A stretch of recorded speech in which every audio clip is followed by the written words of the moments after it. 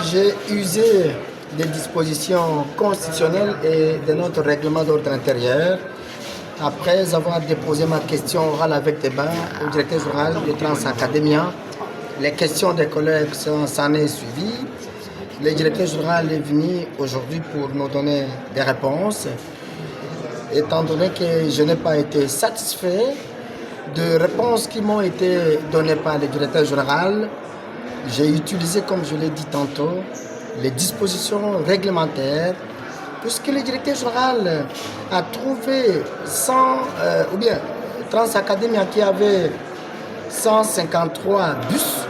Malheureusement, à ce jour, il n'y a que 55 bus de Transacademia qui sont en bon état. Le directeur général a transformé l'enceinte du Palais du Peuple en son parking. Le directeur général a violé la vision du chef de l'État dans la mesure où partout le chef de l'État avait demandé le déploiement de bus Transacademia. Les étudiants continuent à souffrir. Les 4 bus déployés, 2 à Matadi et 2 autres à Mbandaka, sont immobilisés. Aucun bus n'a jamais circulé. D'abord, je suis enseignant en tant que professeur.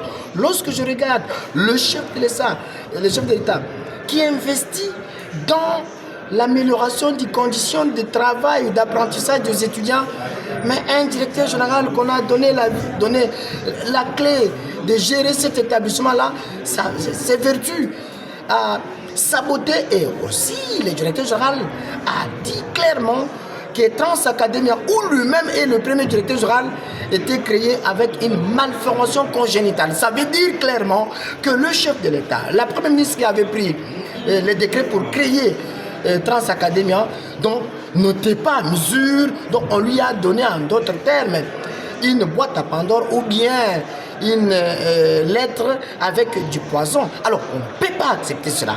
Voilà pourquoi en tant qu'élu du peuple, lorsque je constate partout où nous nous promenons, les étudiants n'ont pas de bus, alors que beaucoup d'investissements ont été orientés pour acquérir plus de 155 bus. Malheureusement, en 3 ans, la majorité des bus sont immobilisés au palais du peuple. Par conséquent, je me suis rendu compte qu'il n'est pas à sa place, comme l'a dit beaucoup de collègues, et que il devrait présenter dans 48 heures sa démission, faute d'être humilié, parce que j'ai transformé ma question orale avec débat à une interpellation et que les députés sont totalement déterminés à en finir avec un directeur général incompétent qui n'a aucun petit leadership ni encore un petit esprit de management. Voilà. Honorable.